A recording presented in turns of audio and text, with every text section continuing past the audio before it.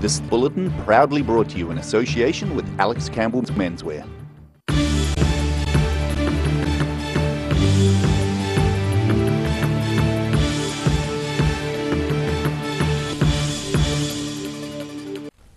Kia ora, good evening, I'm Melissa Barton. A Dunedin nurse rally organiser says strikes seem imminent as hundreds showed their support for the profession in the city on Saturday. About 300 to 500 people gathered in the Octagon to protest about the working conditions for nurses on Florence Nightingale's birthday. One of many nationwide protests by nurses was held in Dunedin on Saturday. It grew from a social media page, New Zealand Please Hear Our Voice, which was launched in March by a North Island nurse and a South Island nurse who were collectively named Nurse Flow. Dunedin nurse Anne Daniels, who helped organise the rally in Dunedin, says she's glad people turned up. I'm just glad that people came. It's clear that the community actually does care. It would have been great if the entire community could have been come, but as you can see, there are tons of graduations going on, and I think there's the rugby on tonight. So there's a few competing things happening. She says the day was all about nurses and nursing, and believes it's very difficult to do the basics of their jobs in the current working conditions. I think we want to do our job properly, and we can't do that given the resources and the pay and the conditions that we're actually working under. The nurses are too tired, their morale has actually disappeared because they're not being heard about all the issues. We have systems where we report issues and they go into the ether and they do not get acted on. And we've come to the point where we actually have to do something ethically and professionally. We are required to stand up and actually say we've got to do better by our patients, our communities and the people we work with. Members of the New Zealand Nursing Organisation are voting on whether to hold 2 24-hour strikes in July, and Daniels says she'd be very surprised if this doesn't result in strike action. I know that everybody I'm talking to are doing just that. In our department alone, we've nearly got 90% of the nurses who have voted. So it's unfortunate, we don't want to do it. She says nurses are too tired and their morale has all but disappeared. However, Anne Daniels believes Health Minister David Clark is a responsible person and she's sure he'll do the right thing. The Prime Minister is due to announce how much money Minister Clark will have to spend on the health portfolio in Thursday's budget. Daryl Baser, The South Today. Fog disrupted flights in and out of Dunedin Airport this morning. A number of aircraft were unable to land or take off because of a thick blanket of fog covering the Taieri plane. Just before 2 p.m, flights were able to land and were due to return to normal. On its website, the Dunedin Airport advised travellers to check with the airlines for updated flight times. Another demonstration was held in Invercargill on Sunday to protest the closure of the Southland Museum and Art Gallery. Protest group Open the Museum gathered in front of the museum for the second time in 2 weeks. But the Invercargill City Council says it's standing firm on its decision. Sharon Rees reports. For the second time in 2 weeks, a protest was staged outside of the Southland Museum and Art Gallery on Sunday. Bearing placards and chalk to convey their message, protest group Open the Museum are challenging the City Council's decision to close the museum and calling out Council Chief Executive Claire Hadley to address what they say is incorrect information in initial reports. We need to put pressure on Council and to revisit that decision to reopen the museum, because I believe, from what I've read, that it's possible to do that. And I know Claire Hadley said that, that she would revisit it.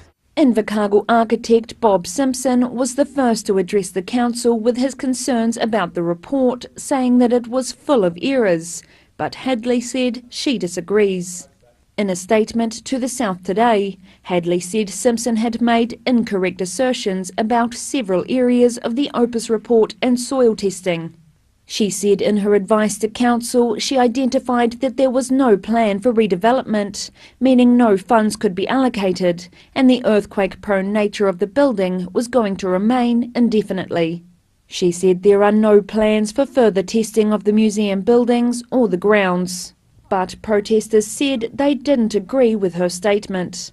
I think that's really unwise on her part. She's a new person in town. I think she's got the heart of the community to contend with. She needs to be brave, and we'd be really respectful of that, then step up and say, yes, I will have a look at it again if there is new information, which what she said in the past she would. Chapman said she believed the movement to reopen the museum would only gain more traction. We will do it as often as needed. Like I think there will be other things that we do apart from demonstrations. We're going to keep going. We're not going away, I don't think. I think the movement will grow. The group has planned another demonstration at the City Council on Tuesday. Sharon Rees, The South Today. An Invercargill woman has been named the 2018 New Zealand Dairy Trainee of the Year. Simone Smale took out the category at the New Zealand Dairy Awards on Saturday in Invercargill. The 24-year-old previously trained as a veterinary nurse before going into the dairy industry 3 years ago. The judges said she is an example that anyone can go dairying and succeed if they worked hard. On Sunday, a large crowd of children and their parents were entertained by a movie screening at Dunedin's Forsyth Bar Stadium. The event was a fundraiser for helping foster children. The South Today found out more. It's not often kids get to play on the field of Dunedin's Forsyth Bar Stadium, but yesterday was an exception as almost 1,000 parents and children watched Matilda on the big screen. New Zealand-wide charity Foster Hope held a fundraiser on Sunday to help supply foster kids with backpacks. Otago coordinator Juanita Williams says the backpacks help support children when they first go into care. So in the backpacks they range depending on the age. So we start with the littlies, they have nappies and wipes and bibs, a toy, a book, pyjamas, which are really key. And then with the older children we go into things like deodorant, sanitary items for the girls. She's thrilled with the turnout and the donations made to the charity. Any money that's come through is going straight into the backpacks that we make for the kids. So they average about $38 a backpack, and there's a few backpacks worth of money there, so that's fabulous, we're thrilled. The charity has seen an increase in demand for the care packs over the last year. So last year we sent out about 800 backpacks, so about 800 kids. That does vary depending on the situation. We're probably looking at between 1,000 and 1,200 this year. This is the first year this charity has run the Movie Magic event. To include as many people as possible, they used closed captions for the hearing impaired. We were approached by a member of the public via the Facebook page, through the stadium's Facebook page, and they requested closed captions for people with hearing disabilities, and yeah, we thought it was really important that we could honour that and have as many people being able to come to the movie as we could. Singing fairies and a magician provided additional entertainment before the movie. Ben Bootsma, The South Today. Still to come on The South Today. It's not a good weekend on Dunedin roads with a cyclist being seriously hurt and some fanciful parking. And a Wanaka designer creates a new type of wetsuit so you can swim in New Zealand lakes nearly all year round.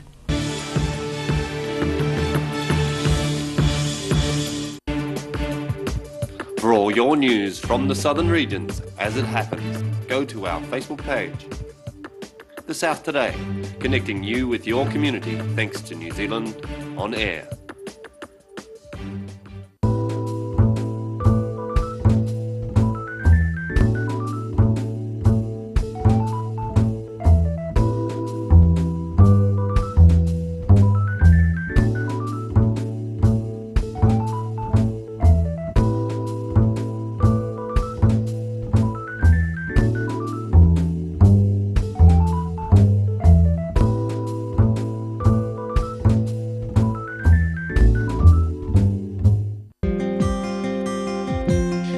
Wait for seed to germinate. Why not do it the smart way? For instant results, call Ready Lawn today, or for more information, go to readylawn.co.nz. It's on again, the Star Regent 24-hour book sale. Starts noon the 8th of June. Don't miss out.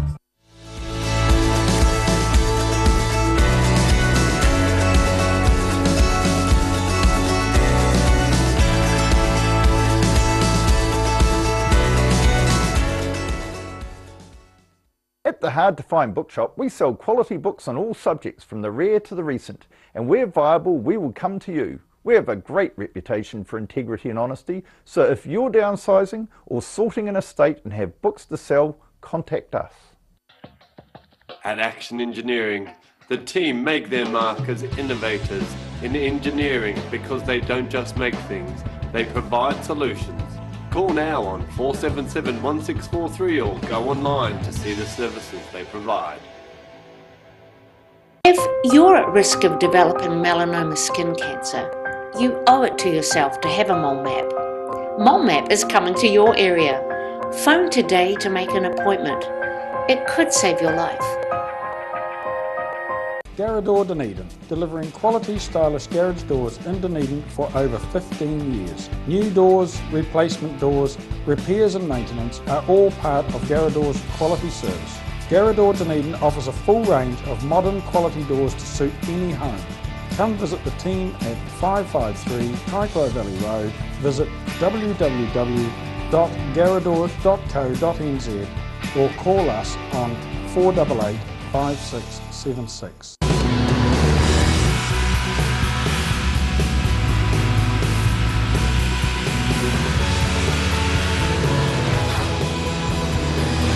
Helping New Zealanders to do more. Talk to MTF today.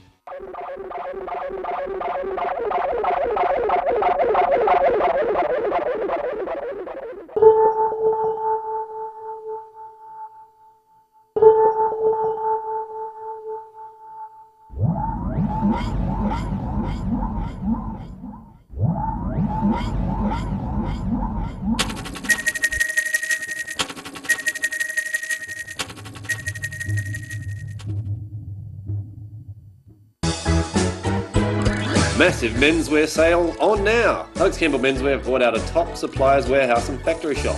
Nothing but bargains for you. Hurry in, South Dunedin store only. Alex Campbell Menswear, it fits.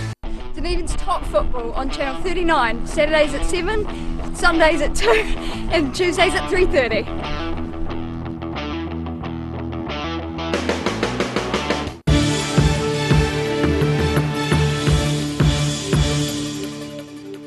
Welcome back.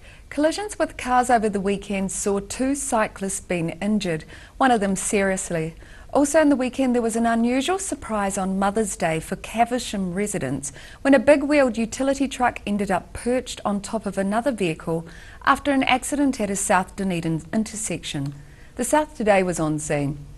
2 road accidents this weekend saw cyclists being hospitalised.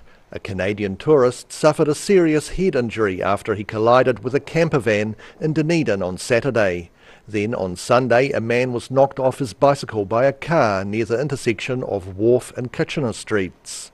Also on Sunday, Caversham residents were treated to an unusual sight when a 4-wheel drive Toyota Hilux with 32-inch tyres straddled a Holden Commodore at the intersection of Thorn and David Streets.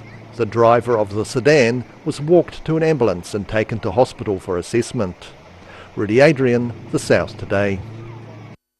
Stewart Island's volunteer fire crew were called to reports of a boat taking on water this morning. A Fire and Emergency New Zealand spokesman says a fire engine with a water pump was sent about 11:30 a.m. to Tull Bay in the Patterson Inlet side of the Oban township. The spokesman says the incident was ongoing at 2 p.m. this afternoon and the status of the boat is unknown. A Wanaka designer has created a new type of wetsuit ideal for people who want to swim in New Zealand lakes outside of the summer months. The South Today found out more. Lake Wanaka can get as warm as 19 degrees in summer, but most of the time the temperatures are in their early teens or sometimes even lower. Wanaka design engineer Eddie Spearing believes traditional wetsuits are not ideal for an extended time in cool waters. So he has created a new wetsuit designed for swimming in lakes in autumn and spring. The suit is made to provide extra warmth as well as additional buoyancy for freshwater swimming. We've got a central core of 5mm aerodome which comes down the front all the way around the hips and all the way down the front, down to below the knee, and that keeps me all level in the water. And then lastly, the whole of the top half of the torso It's got a titanium lining all down the arms, all down the back. Then I've got titanium lining a lot up my calf, which then helps reduce cramp in the calf. In a lake often busy with speeding boats, visibility is also an important key to the design. Boy, oh boy. It's visibility with the gold arm and the Dayglow orange arm, and it goes right underneath the whole suit and up the lats. The new wetsuit is available via a Pledge Me site, and so far 20 people have signed up for one, but another 80 are required to interest the manufacturer. Wanaka Mountain Scene for the South Today. After the break on the South Today, as tourist numbers increase in the Wakatipu Basin, so has the number of vehicles been abandoned in the area. And we have tomorrow's weather for you. At the Hard to Find Bookshop, we sell quality books on all subjects from the rare to the recent, and where viable, we will come to you. We have a great reputation for integrity and honesty, so if you're downsizing or sorting an estate and have books to sell, contact us.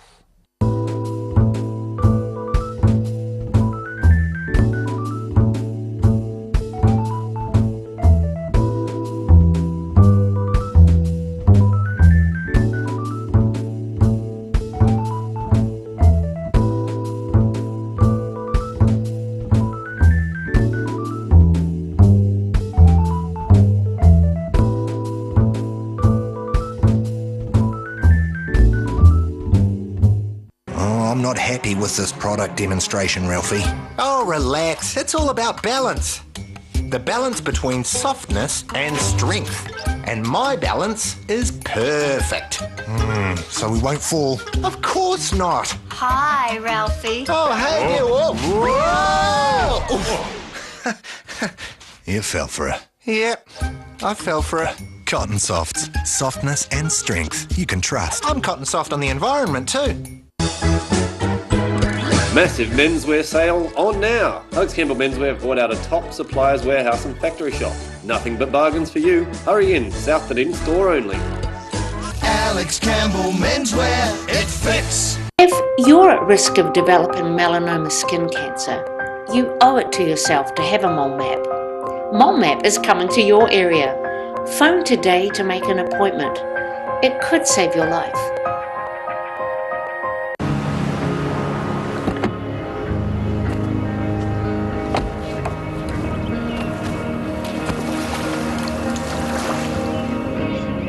Helping New Zealanders to do more. Talk to MTF today.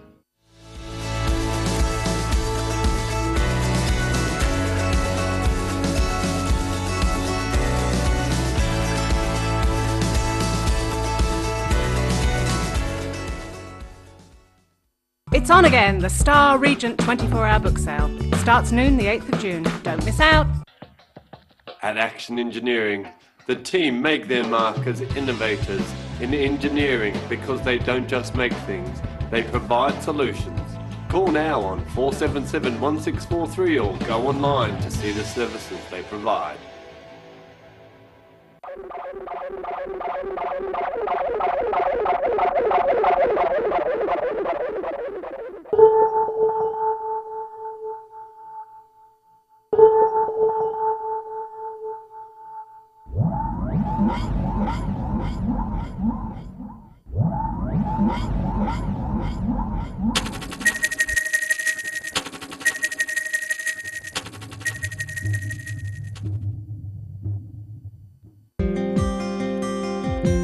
Why wait for seed to germinate? Why not do it the smart way? For instant results, call Ready Lawn today, or for more information, go to readylawn.co.nz. Join us! 7 p.m. Saturdays, 2 p.m. Sundays, 3:30 Tuesdays. Oakley's off the bar.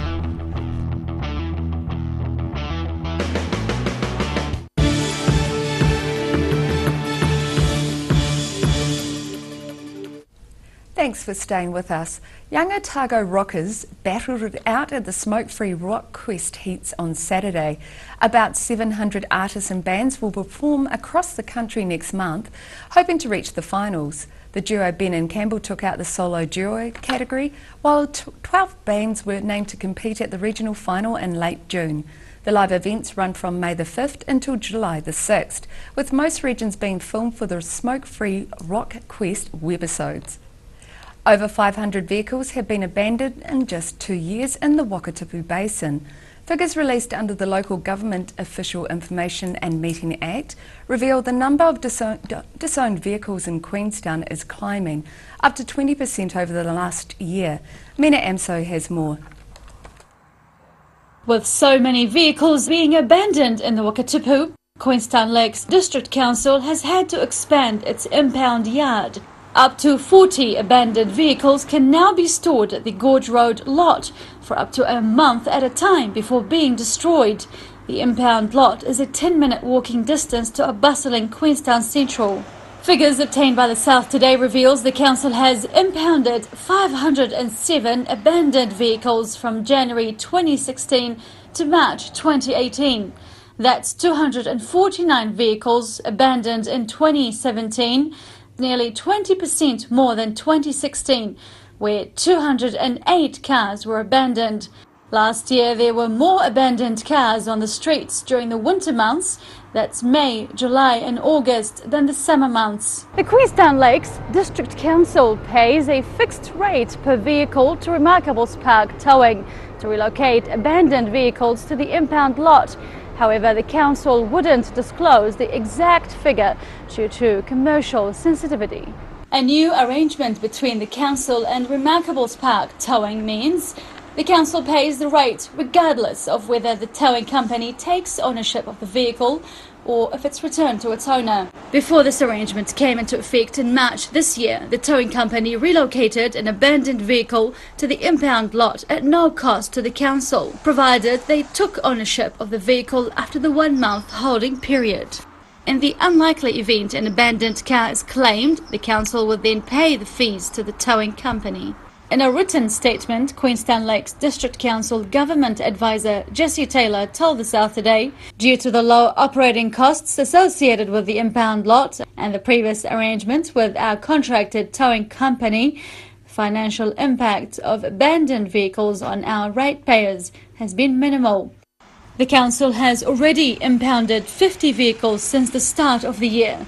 This number is likely to rise in the coming winter. Nina Amsel, the South Today. And now a look at what's happening in tomorrow's ODT. Welcome, Paul Gorman. What have you got for us in tomorrow's paper? Are you keeping warm? It's been so cold Actually, today. I'm freezing. Yeah, I know. Well, of course, we had problems at the airport with fog this morning, and it was -4 at the airport as well. So it's like we've suddenly clicked into winter. In the column tomorrow on page 2, I talk about my bus trip back from Christchurch last night, which had some interesting problems because of the weather. I won't let the cat out of the bag, but you might be interested to read that. Also the column tomorrow, one of the joys of writing this column is I never quite know who's going to turn up with what. Last week I had a visit from a nice man from Kaikorai Valley, Bill, who had a very misshapen carrot that he wanted to show me. He thinks the slugs have been at it. So have a look out for that in the paper tomorrow. I'm sure now there'll be lots of people wanting to come in with weird shaped Brussels sprouts or whatever, but this is quite an interesting one, and who he's going to feed it to as well is quite interesting. So yeah, that's worth keeping an eye And so out if anyone else has got any unusual photos of vegetables, they could send them in. Oh yes, I'd love to see them. So there's that.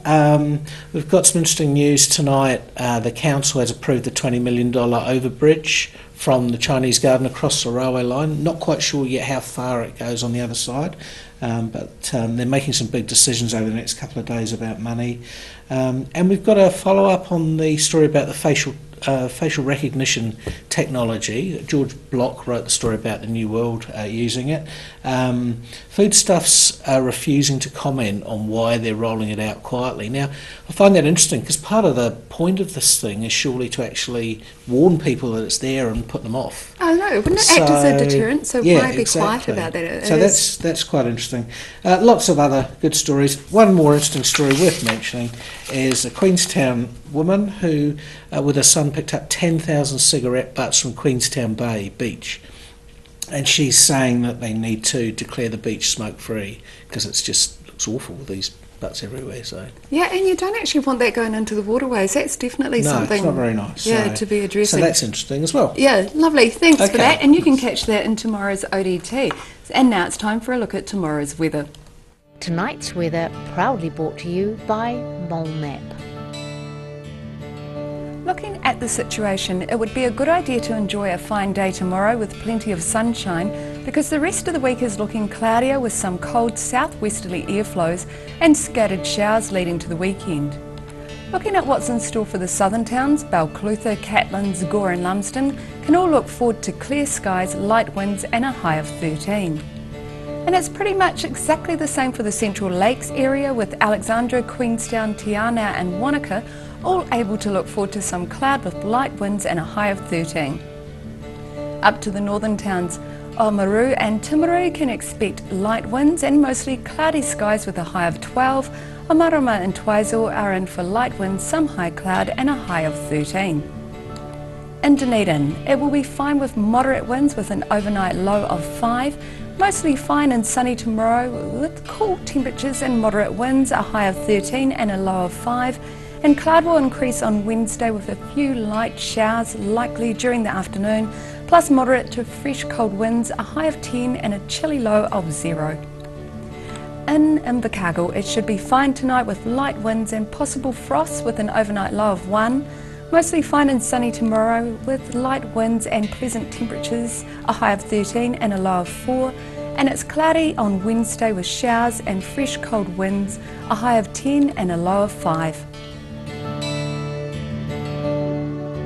And that's our news for this Monday. For the latest news from the Southern region, you can follow us on Facebook, YouTube and at channel39.co.nz.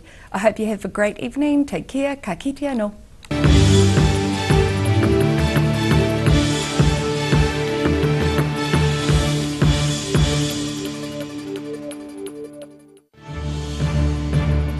This bulletin proudly brought to you in association with Alex Campbell's Menswear. Supporting local content so you can see more of New Zealand on air.